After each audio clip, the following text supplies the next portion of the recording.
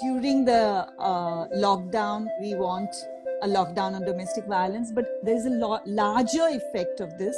We want a Yes. lockdown per se on domestic violence. It's not just Forever. during lockdown, forever. Yes. And we Yes. have to find a way. And that's where we Yes. feel that working with men is a very important part, because we Yes. really need to engage men. We really have to find what are we communicating to our men. And if you really see even this TikTok and YouTube controversy that's going Yes. on, Yes. so ease with which we are communicating toxic masculinity to our young people, where you almost show that raping a woman is sign of a bravado, it's sign of showing how macho you are.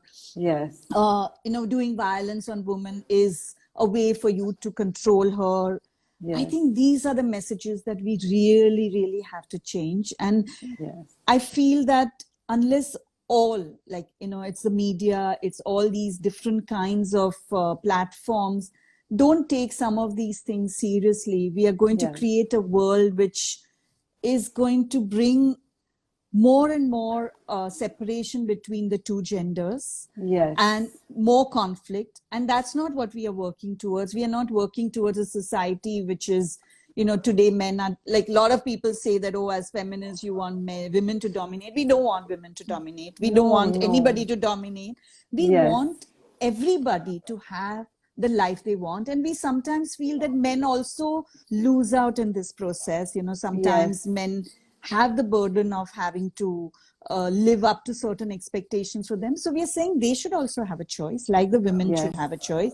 Let's create a society which allows for both genders and multiple genders. It's not anymore just men and women. We have so many us, them. different. Exactly. So how do we break this us, them, multiple genders having the right to express themselves the way they would like? And to live with respect. Exactly. Everybody needs that. Everybody has created this boundaries and a frame in which we have to work. So we are telling our girls that you have created a frame for yourself, and your family has created your frame, and you have to overcome. You have to expand your boundaries. So we are telling the men the same thing. You have created a frame for yourself, and how are we going to expand that? What is the kind of challenge that we are going to put forward for ourselves to overcome? And we have found that young men today are open to this kind of a dialogue, open to changing. Like even something like in our work, because we work with men, we started asking a lot of men, what do they do at home? And a lot of men are helping their mothers, doing things at home, which generally is something seen as a task of a girl, So we feel that we need to engage young men, get them on board on gender equality agenda, see that bringing gender equality is something that brings better life for them too. It's not just that they're doing for women, it's changing them, and it's changing them as a better human being. And that is what we are really working towards, and trying to say that, a world where we really allow every human being to be. And I think, what you are trying to do with your meditation and all, it's really like be in touch with your inner self. And we don't allow that to happen in our society. And how do we build that kind of gender equal culture, more self-respecting culture, which respects each one? So that's the idea. The thing is, I really feel that it's time that we all believe in the equality of all beings. Right. We intrinsically should believe in that. That if we feel we want equality and respect, we should pray for that for everybody. We should offer that to everybody. I think the need of the hour is that, and not just during lockdown, as you said, but always. True. Always. What is it that inspires you? What is your inspiration, Nandita? When you work with people who are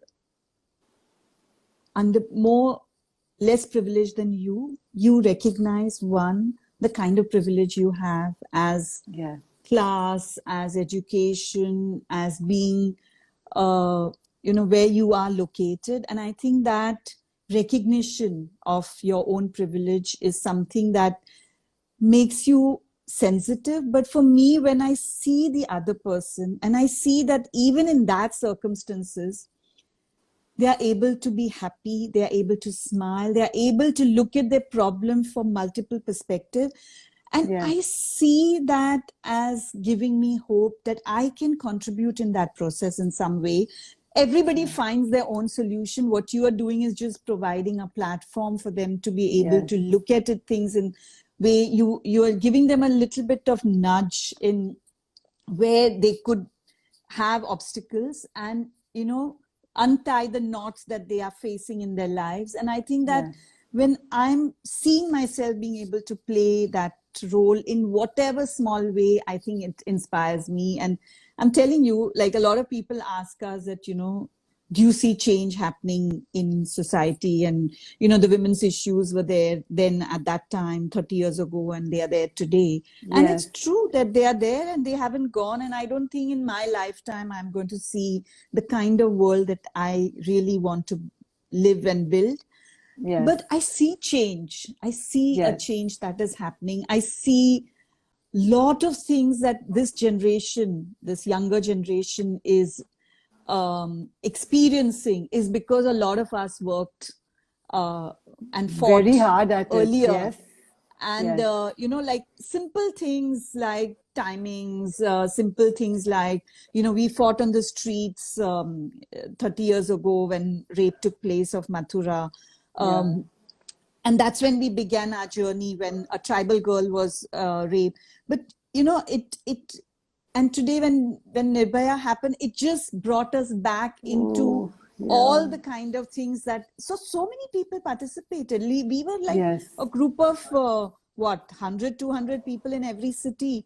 And look at what happened during Nirbhaya time. So I think that is a journey that we have to recognize and Yes. see as change. It's not that Yes. all issues are going to go, but they are changing and they're articulated differently. I sometimes only worry that, you know, younger generation is very easily giving into a kind of a frame that has been given, especially the young girls. Sometimes I get worried Yes. that, you know, they just, you know, this much liberty is enough, and then that they get into it. Sometimes it's Yes. about, you know, you talk about choice, but then you don't see the choices in a particular framework. So do you challenge Yes. that framework? So some of these things we feel that we need to engage with, and we do a lot of things with young women also Yes. on how are we challenging our own frameworks. See, because You know, with the notion young of women, other things come as well. Now, when you're that age, there are hormones, there's television, there's so many other things that, you know, yeah, that you feel, God, this is great, that affect you. yeah. So, yeah, But so so, for so the we are saying youngsters, that you have to learn to not be afraid of yes, whatever is happening, but learn to recognize what you want to do within that framework. You know, so a lot of yes, like one of the campaigns that we are trying to do now is to say that a lot of pressure is there on girls to put out their nude photos now during lockdown, saying that, you know, I can't meet, so let's, yeah, you're not comfortable, so do you learn to yes, say no? yes, Whenever you are feeling that you're not comfortable, are you able to say no? And yes, does the other person get the no? And yes, sometimes you are interested in doing something, so can you take that risk and do what yes, you want to do? But that whole conversation is what we really need to build in our yes, society, because even between parents and children, we are seeing a big gap of that conversation today. yes, yes, Um, and we feel that that conversation needs to happen. There is no conversation in school on gender equality. How do you what? learn? Yeah, there is There's hardly no any. conversation. There is no conversation. I mean, you look at what happened in the God, Delhi schools, yes, boys' locker room. It's not yes, something that just happened shocking, in Delhi. Yeah, but it yes, happened here in Bombay too. yeah, yeah, So I think the idea that, you know, you're objectifying the other person is cool. You're, you know, talking about control. You're talking about sexual violation as a form of fun. is something Yeah. that has to be brought into conversation into classrooms. Yes. You know, when we do it, like when we have done this kind of thing, when boys stand out at the front of college gates and are teasing girls, teasing in the quoted thing, we say that first of all, it's not teasing, it's sexual harassment. It is And sexual harassment. when you recognize what it's doing to the girl, you know, Yeah. what happens to the girl is the first thing parents are telling the girls, you stop going to college. You stop Yes. doing this. You stop there. And the same thing that's happening for Instagram also. When this kind of Yes. controversy happened, the parents' first reaction was, you Band karo. close your Insta account. Now we are saying that you as a boy, are you even recognizing that your few minutes of fun, what it's doing to the life of a girl? One boy, one of the college boy, just decided to write I love you to one person on the blackboard. Next day, the girl just dropped out of college.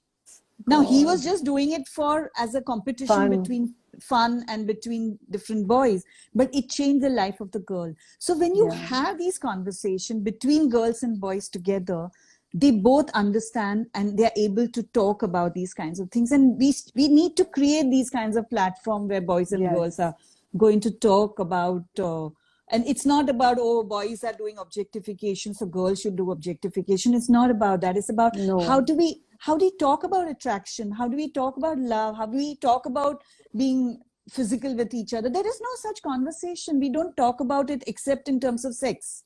But you know, it's not, everything is not about sex. No, it's also not. about so much more. And how do we build that conversation of affection, of multiple ways in which we can relate to another human being? And I think those conversations have to happen in our living rooms. They have to happen in our schools. And, you know, this whole idea of, you know, certain things are taboo.